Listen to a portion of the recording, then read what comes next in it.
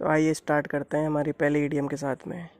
हमारी पहली ईडियम है the Elvis has left the building.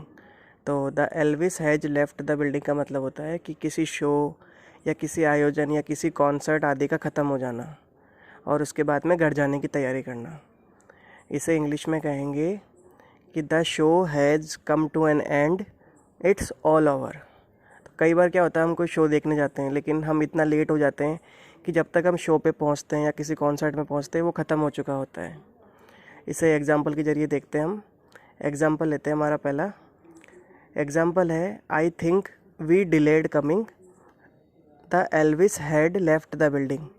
कि मैं सोच रही हूँ कि हम आने में बहुत लेट हो चुके हैं और शो कब का ख़त्म हो चुका होगा। तो इस ईडियम को इस तरीके से याद कर सकते हैं। अब अगर आपको इसको ट्रिक से याद करना हो तो इसका एक तरीका है, ऐसे मान लो कोई एल्विस नाम का एक वो है शो के अंदर परफॉर्मर, जो शो को परफॉर्म करता है और वही उस शो का मेन आर्टिस्ट है और सारे लोग उसी को देखने जाते हैं उस शो के अंदर। तो आप जैसे शो पे पहुंचो और उसकी परफॉर्मेंस ख़त्म हो चुकी हो और वो बिल्डिंग छोड़ के चला जाए, मतलब शो छोड़ के चला जाए, तो फिर आपके वहाँ जाने का कोई सेंस ही नहीं रहेगा शो में जाने का, क्योंकि मेन परफॉर्मर तो वही था।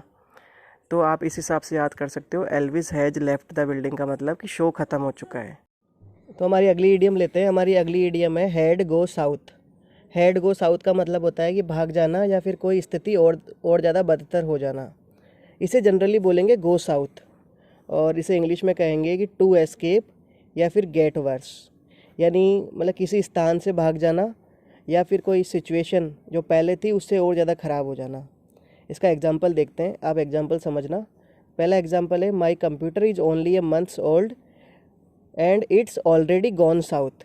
कि मेरा कंप्यूटर सिर्फ 1 महीने पुराना है और ये पूरी तरीके से ख़राब हो चुका है। एक और एग्जांपल देखते हैं कि everyone in the gang went south when they heard that the police had discovered their find out. कि इसका मतलब ये हुआ कि हमारी गैंग के अंदर तो जितने भी लोग थे वो सब भाग चुके हैं, क्योंकि जैसे ही उन्हें पता लगा ना कि पुलिस को उनका ठिकाना पता लग चुका है, वो अपने ठिकाने से भाग गए, मतलब उन्होंने अपना स्थान बदल लिया। अब अगर इसको ट्रिक से याद करना हो तो एक तरीका है, देखो कि गो का मतलब होता है जाना और साउथ का मतलब होता है कि दक्षिण। अब जैसे मान लो कि किसी का घर है ना नॉर्थ की तरफ हो, इसका अपोजिट याद रख लेना बस, कि किसी का घर नॉर्थ की तरफ हो और वो नॉर्थ की तरफ नहीं जाके अगर साउथ की तरफ जाएगा तो वो अपने घर से और ज़्यादा दूर होता जाएगा, उसको अपने घर पे पहले जो पहुंचना था उससे और दूर हो जाएगा, उसकी स्थिति और ज़्यादा ख़राब हो जाएगी। तो आप इसको इस तरीके से याद कर सकते हो कि गो साउथ का मतलब होता है कि स्थिति और ज़्यादा बदतर हो जाना या फिर किसी स्थान से भाग जाना। हमारी नेक्स्ट ईडियम लेते हैं। हमारी नेक्स्ट ईडियम है कि not a spark of decency. तो not a spark of decency का मतलब होता है कि कोई बदतमीज़ आदमी या कोई बदतमीज़ व्यक्ति जिसमें बिल्कुल भी तमीज़ नहीं है। इसे इंग्लिश में कहेंगे नो मैनर्स एट ऑल, मतलब किसी भी प्रकार का मैनर्स नहीं होना। तो एग्जाम्पल देखते हैं इसका कि द एग्जाम्पल है, that women does not have a spark of decency. कि जो उस औरत के अंदर बिल्कुल भी तमीज़ नहीं है, वो बिल्कुल बदतमीज़ है, वो हर किसी के साथ में जो बदतमीज़ी के साथ बात करती है। अब ये तो अगर इसको ट्रिक से याद करना हो तो ये बहुत आसान है। देखो डिसेंसी का मतलब क्या होता है, तो डिसेंसी का मतलब होता है कि तमीज़ या मैनर्स। तो इस वर्ड के अंदर ही इसका छुपा हुआ है, क्योंकि शुरू में आ गया वर्ड नॉट, कि नॉट का मतलब होता है नहीं और डिसेंसी का मतलब होता है तमीज़, कि उसमें बिल्कुल भी तमीज़ नहीं है। और यही इस इडियम का मतलब है कि बदतमीज़ होना। आप इसको इस ट्रिक से याद कर सकते हो। तो not a spark of decency का मतलब हो गया बदतमीज़ होना या फिर नो मैनर्स एट ऑल। हमारी नेक्स्ट इडियम है, नेक्स्ट इडियम लेते हैं हमारी ऑफ वंस ट्रॉली। तो ऑफ वंस ट्रॉली का मतलब होता है पागल या सनकी आदमी, जिसे इंग्लिश में कहेंगे मैड या इंसेन। जो पागल लोग होते हैं या जो पागल व्यक्ति होते हैं उनके लिए ये वाली इडियम काम में आती है कि ऑफ वंस ट्रॉली। तो इसे एग्जांपल देखते हैं। इसका एग्जांपल है कि anyone who saw us doing this would think we were off our trolleys.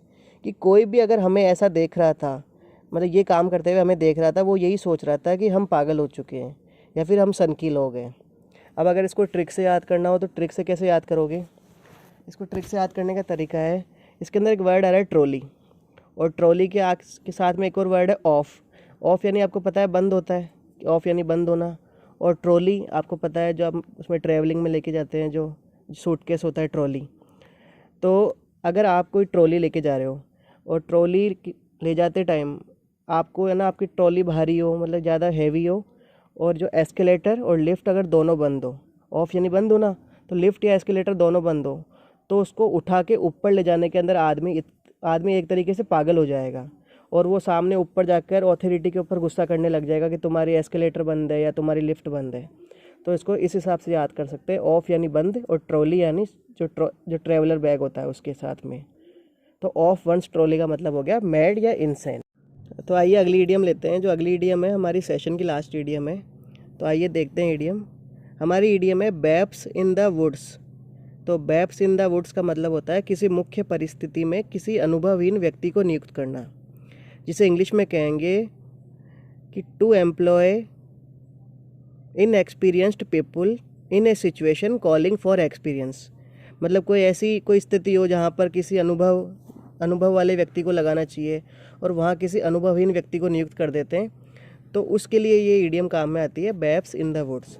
Example देखते हैं कि my new manager is a babe in the woods, कि barely out of high schools, कि जो हमारे जो नया मैनेजर आया है वो एकदम अनुभवहीन है, क्योंकि वो जस्ट अभी 12th क्लास पास करके आया है, वो 12वीं पास करके आया है। तो आपको अगर इसको ट्रिक से याद करना है ना बैप्स इन द वुड्स को, तो इसका बहुत सिंपल तरीका है कि बैप्स यानी होती है बेबी और वुड्स यानी होता है जंगल। हम यदि किसी बेबी को जंगल में छोड़ देंगे, तो जो बेबी होता है, बच्चा होता है, उसे जंगल में रहने का एक्सपीरियंस नहीं है, तो वो वहाँ जाके उसे कोई या तो जंगली जानवर खा जाएगा या फिर उसके साथ कुछ अनहोनी घटना हो सकती है, क्योंकि हमने उसे ऐसी जगह पर भेज दिया या फिर ऐसी जगह पर नियुक्त कर दिया कि जहाँ उसको बिल्कुल भी एक्सपीरियंस नहीं था। तो हम इसे बेबी और वुड्स से याद कर सकते हैं कि बैप्स इन द वुड्स का मतलब होता है कि किसी मुख्य परिस्थिति में किसी अनुभवहीन व्यक्ति को नियुक्त करना। तो दोस्तों, मैं अपना सेशन यहीं ख़त्म करता हूँ। आज का सेशन थोड़ा छोटा है, लेकिन मैं आपसे प्रॉमिस करता हूँ कि जो अगला वीडियो आएगा हमारा वो इससे बड़ा होगा। और अगर आपको इस वीडियो में कुछ सीखने को मिला हो या आपका बेनिफिट हुआ हो, तो इसे अपने दोस्तों के साथ में शेयर करें और इस चैनल को सब्सक्राइब करना ना भूलें। तो दोस्तों, अगर ये वीडियो आपको अच्छा लगा हो, हेल्पफुल लगा हो, तो इस वीडियो को लाइक करें, इस वीडियो पर कमेंट्स करें, अपने दोस्तों के साथ में इस वीडियो को शेयर करना ना भूलें, इस चैनल को सब्सक्राइब करना ना भूलें और बेल आइकन दबाना भी ना भूलें, जिससे फ्यूचर में हमारे चैनल की कोई भी वीडियो आपसे मिस ना हो।